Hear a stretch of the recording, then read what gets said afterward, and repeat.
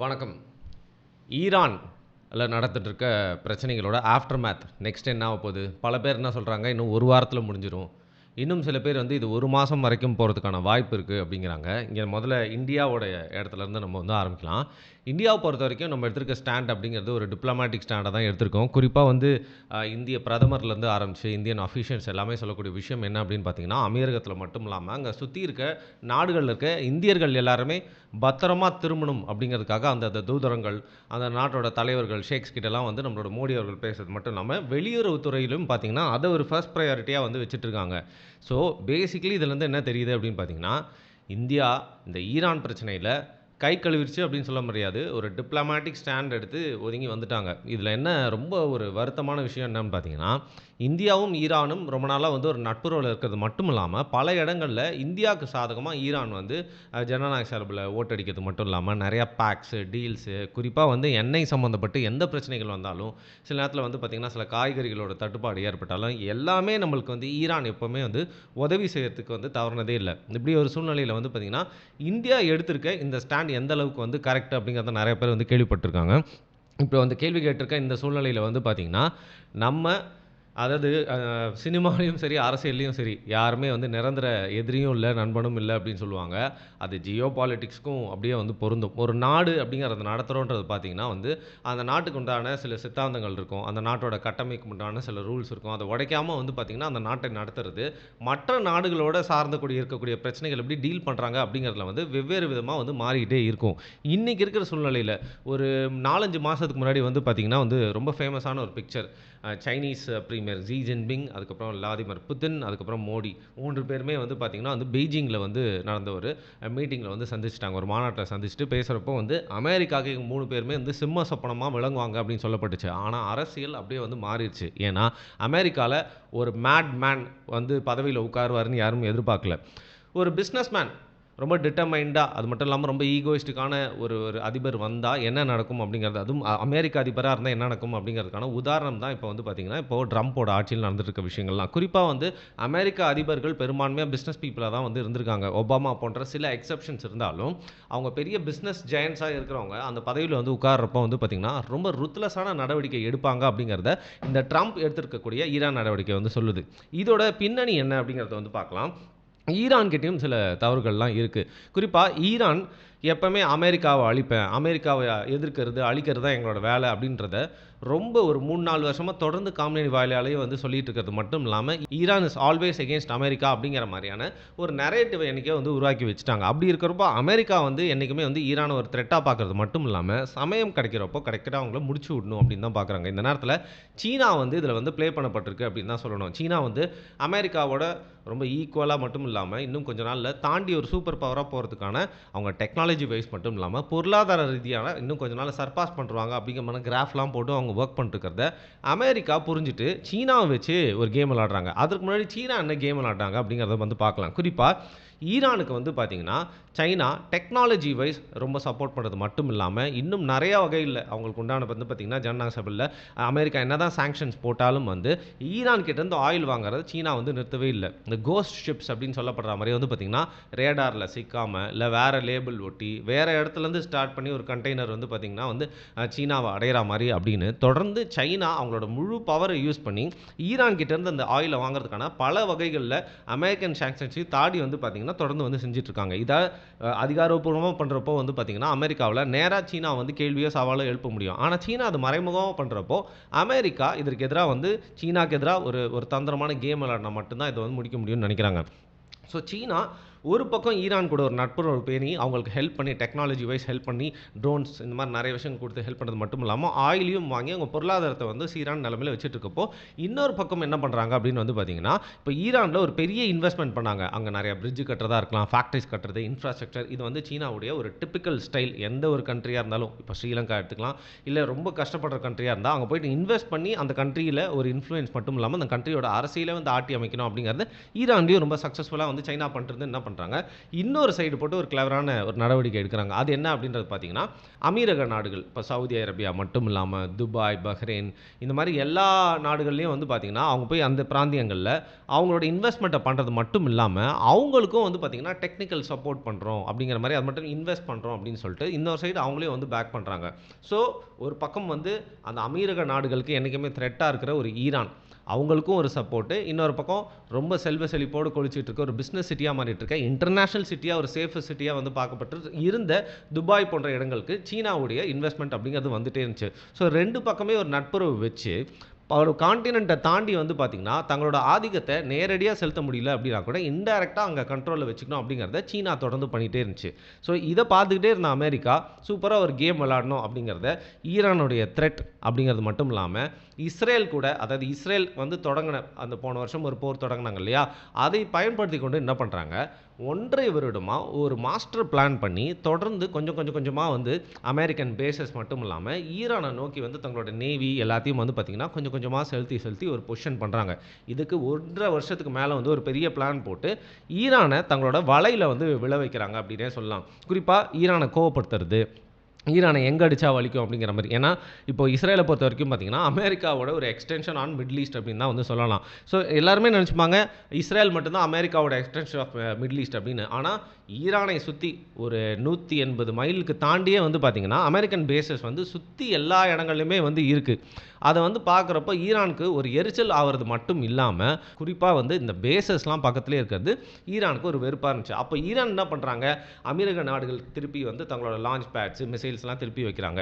இப்படி இருக்கிறப்போ வேர்ல்டுலேயே வந்து இன்னும் கொஞ்சம் நாள் ஆயில் தீந்துரும், நம்மளோட டூரிசம் அதுக்கப்புறம் பிஸ்னஸ் இந்த மாதிரி விஷயங்களை வச்சு மட்டுமே வந்து நம்மளுடைய நாடுகளை தொடர்ந்து முன்னேற்றி ஃபியூச்சருக்கு செலுத்திடணும் அப்படின்னு நினச்சிட்டு இருக்க அந்த ஷேக்குகள் எல்லாருக்குமே ஒரு பெரிய இடியாக வந்து பார்த்திங்கன்னா அந்த சேஃப்டி அப்படிங்கிற பிரச்சனை வரப்போ இன்சூரன்ஸு மற்றவங்களாம் பண்ணக்கூடிய முதலீடு இதெல்லாம் வந்து குறையும். அது மட்டும் இல்லாமல் பல நாடுகள்லேருந்து வந்து இங்கே தங்கியிருக்கிற பிரஜைகள் எல்லாமே வந்து இனிமேல் இது ஒரு சேஃப் வேணால் பார்க்க மாட்டாங்க அப்படின்னு அமெரிக்காவுடைய உதவியை நாடுறாங்க.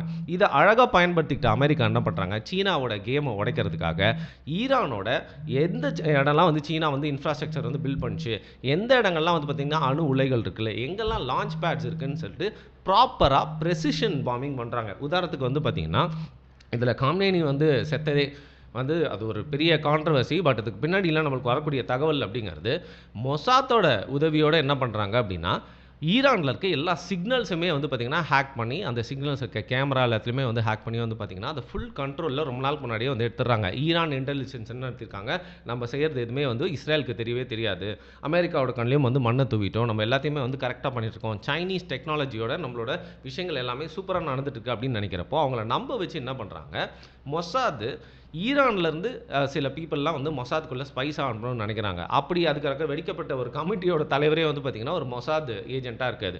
இதற்கெல்லாம் தாண்டி வந்து பார்த்திங்கன்னா சினிமாவில் கூட வந்து வைக்க முடியாத காட்சிகள், இது வரைக்கும் வராத காட்சிகள் மாதிரி ஒரு விஷயம் பண்ணுறாங்க. காம்னேனிக்கு வந்து பார்த்திங்கன்னா பல்லு பிரச்சனை, உடம்புல நிறைய உபாதைகள் இருந்தாலும் பல்லு சம்மந்தப்பட்டு ஒரு பிரச்சனை இருக்குது. அப்படி இருக்கிறப்போ அந்த டென்டிஸ்ட்டை வந்து மொசாத் சூப்பராக வளைச்சி போட்டு அவருக்கு பல்லில் வந்து பார்த்திங்கன்னா ஒரு சிப்பை இல்லை வந்து ஒரு பக்கை பொருத்தி அதன் மூலியமாக அவர் கண்காணிக்கிறது அப்படிங்கிற மாதிரி சூப்பரான மானிட்டரிங் வந்து பண்ணி ரொம்ப நாளாக இவங்க எல்லாருமே வந்து பார்த்திங்கன்னா ஃபாலோ பண்ணி இவங்களோட வலையில் உள்ள வச்சு ஒரே இடத்துல கூட வச்சு கரெக்டாக ப்ரெசிஷன் பாம்பிங் பண்ணி தான் வந்து பார்த்திங்கன்னா ஈரான் இன்றைக்கி அடித்தா திருப்பியும் வந்து எந்த தலைவருமே இல்லாமல் தலையில்லாத பாம்பு மாதிரி கொஞ்சம் நேரம் ஆடிக்கிட்டே இருக்கணும் அப்படிங்கிறத வந்து பார்த்திங்கன்னா ரொம்ப ஈஸியாக எக்ஸிக்யூட் பண்ணிட்டாங்க. இப்படி இருக்கிறப்போ வேறு வழியே இல்லாமல் ஈரான் ஸ்ட்ரெய்ட் ஆஃப் ஹார்மஸை மூடுறது அப்படிங்கிறது பக்கத்தில் இருக்க நாடுகளுக்கு, உலகத்தில் இருக்க மற்ற நாடுகளுக்கு ஒரு பெரிய ஹர்ட் ஏற்படும் அப்படிங்கிறது ஈரான் அந்த நேரம் வந்து பார்த்திங்கன்னா ஒரு தலையில்லாத முன்னம் போல் டக்குன்னு த்ரெட் ஆகி வந்து பக்கத்தில் இருக்க எல்லா நாடுகள் மேலேயும் மிசைலை வீசுறது மட்டும் இல்லாமல் அமெரிக்கன் பேசஸ் அழிக்கணும் அப்படின்னு நினைக்கிறது மட்டும் இல்லாமல் வந்து பார்த்திங்கன்னா தங்களுக்கே ஒரு பெரிய ஆப்பை வந்து வச்சுக்கிறாங்க. அந்த ஸ்ட்ரெய்ட் ஆஃப் ஹார்மஸை வந்து மூடுறது அப்படிங்கிறது அவங்களுக்கு மட்டும் இல்லாமல் உலகத்தில் பல நாடுகளுக்கு மட்டும் இல்லாமல் குறிப்பாக சீனாவுக்கு இது ஒரு பெரிய தலைவலியாக வந்து ஏற்படும். அப்படி இருக்கிறப்போ வந்து அமெரிக்க நாடுகள் ஏற்கனவே அமெரிக்காவோட உதவியை நாடி வான்வெளியில் வரக்கூடிய மிசைல்ஸ் எல்லாம் இன்டர்செப்ட் பண்ணக்கூடிய அந்த மெஷின்ஸ் எக்யூப்மெண்ட்ஸ் எல்லாம் வந்து அமெரிக்காவோட சப்போர்ட் தான் வந்து பயன்படுத்திட்டு இருக்காங்க. அதில் இஸ்ரேல் லெவலுக்கு டிஃபென்ஸ் வந்து டாப் நாச்சாக இல்லைனா கூட வந்து பார்த்தீங்கன்னா இந்த அளவுக்கு அந்த டிஃபென்ஸ் மெக்கானிசம்ஸ் இல்லை அப்படின்னா அமெரிக்க நாடுகள் துபாய் போன்ற இடங்கள்லாம் வந்து பெரிய சேதத்துக்கு உள்ளாயிருக்கும் அப்படிங்கிறது தான் வந்து உண்மை. அப்படி இருக்கிறப்போ அமெரிக்க நாடுகள் அமெரிக்கா பக்கம் லீன் பண்ணுறப்போ சீனாவுடைய இன்ஃப்ளூயன்ஸ் அப்படிங்கிறது அந்த சைடும் குறைஞ்சிருது. இன்னொரு பக்கம் ஸ்ட்ரெய்ட் ஆஃப் ஹார்மஸை மூடுறப்போ வந்து சீனாவுக்கு ஆயில் சப்ளை அப்படிங்கிறது ஸ்டாப் பண்ணுறது மட்டும் இல்லாமல் ஒரு பெரிய அலையை வந்து ஈரானை வந்து நியூட்ரலைஸ் பண்ணிடுறாங்க. இப்படி வந்து சைனாவை ஒழிக்கிறதுக்கான ஒரு கேம், சைனாவை வந்து அடக்கிறதுக்கான ஒரு கேம் தான் வந்து ஒரு பேசிக்காக அமெரிக்கா ஈரான் அப்படிங்கிற ஒரு நாட்டை வந்து பயன்படுத்தி செஞ்சிருச்சு. இந்த நேரத்தில் வந்து பார்த்திங்கன்னா ஒரு பக்கம் எண்ணெயை நிறுத்தி சைனாவுக்கு செக் வச்சாச்சு, இன்னொரு பக்கம் ஈரானில் எண்ணெய் வளம் இருக்குது. உங்களுக்கு தெரியும் அமெரிக்காவுக்கு வந்து எண்ணெய் வளம் அப்படிங்கிறது என்னதான் இன்னும் கொஞ்ச நாளில் வந்து எண்ணெய் வளம் வந்து முடிய போகுது. சைனா வந்து பேட்டரியை நோக்கி போயிட்டுருக்காங்க, எலக்ட்ரிக் நோக்கி போயிட்டுருக்காங்க அப்படின்னா கூட பார்த்தீங்கன்னா நியர் ஃபியூச்சரில் ஆயிலோட தேவை பல விஷயங்களுக்கு இருக்கும். அப்படிங்கிறதுனால எங்கே எண்ணெய் இருந்தாலும் விடமாட்டான் அந்த கோட்டைச்சாமி அப்படிங்கிற மாதிரி அமெரிக்கா ஈரானோட நாட்டில் இருக்க ரெஜைமை 47 வருஷம் இருக்கிற ரெஜைனை சேஞ்ச் பண்ணது மட்டும் இல்லாமல் அந்த ஆயில் வளங்களையும் வந்து சும்மா விட மாட்டாங்க. இந்த நேரத்தில் வந்து பார்த்திங்கன்னா கடும் காரி துப்பல்களுக்கு உண்டாயிருக்கிறது வந்து யூகே தான். என்றைக்குமே வந்து யூஎஸும் முக்கியமும் ஒரு நல்ல ஆலையாக இருக்காங்க அப்படின்னு பார்க்கப்பட்டாலும் யூரோப்பில் இருக்க பல கண்ட்ரிஸ் இந்த தாக்குதலுக்கு ஏதோ ஒரு வகையில் ஹெல்ப் பண்ணாமல் வந்து பார்த்திங்கன்னா கேர் ஸ்டாமர், அதாவது யூகேயுடைய பிரதமர் வந்து பார்த்திங்கன்னா தன்னுடைய பாராளுமன்றத்தில் இந்த அமெரிக்க தாக்குதலுக்கு நாங்கள் உதவி செய்ய மாட்டோம் அப்படின்னு சொன்னதுனால அங்கே இருக்கிற யூகே பீப்புளே பிட்ஸே வந்து பார்த்திங்கன்னா கேர் ஸ்டாமர் மேலே ரொம்ப கோவப்படுறது மட்டும் இல்லாமல் நம்ம இங்கிலாண்டோட மானத்தையே வந்து வாங்கிட்ட அப்படின்ற மாதிரி வந்து, அது மட்டும் இல்லாமல் நீ வந்து ஈரான் கிட்டேருந்து காசு வாங்கின ஒரு கைக்கூலி அப்படின்னு சொல்கிற அளவுக்கு வந்து பார்த்திங்கன்னா வந்து கேர் ஸ்டாமர் மேலே கோவம் இருக்குது. என்னதான் கேர் ஸ்டாமர் அந்த முடிவு எடுத்தாலும் அது அவர் மேலே வர கோவமாக மட்டும் இல்லாமல் யூரோப்பியன் யூனியனாக இருந்தாலும் சரி, தன்னோட ஒரு நட்பு நாடாக பார்க்கப்பட்ட யூஎஸ்ஆ இருந்தாலும் சரி, இங்கிலாந்து மேலே ஒரு பெரும் கோபத்தில் வந்து இருக்காங்க. இப்பேற்பட்ட சூழ்நிலையில் தான் வந்து பார்த்திங்கன்னா இந்த வார், இந்த எவ்வளோ நாள் இந்த சண்டை நீடிக்கும் அப்படின்னு சொல்கிறப்போ வந்து பார்த்திங்கன்னா இது உச்சக்கட்டத்துக்கு தொடர்ந்து நம்ம பேசிட்டு போய் ஒரு பெரிய தாக்குதல்லாம் வந்து உள்ளாயிட்டு இருக்கு. இது ஒரு வாரம் அல்ல, எனக்கு தெரிஞ்சிருந்தும் ஒரு மாதத்துக்கு இது வந்து இந்த சண்டை முழுசாக முடியறதுக்கான வாய்ப்பு இருக்குன்னு சொல்லலாம். ஏன்னா யூஎஸ் என்ன சொல்கிறாங்க அப்படின்னு பார்த்தீங்கன்னா, எங்ககிட்ட வந்து எவ்வளோ தான் இந்த போர் எவ்வளோ தூரம் போனாலும் அதை வந்து தொடர்ந்து எடுத்துகிட்டு போகிறதுக்கான ஆயுதங்கள் எங்ககிட்ட இருக்குது அப்படிங்கிறத ரொம்ப பிளான் பண்ணி ரொம்ப திமிராக வந்து சொல்கிறாங்க. அது மட்டும் இல்லாமல் யூஎஸ் உடைய டிஃபென்ஸ் செக்ரட்டரி குறிப்பாக ஒரு திமிரான ஒரு ஸ்டேட்மெண்ட் வந்து வைக்கிறாரு.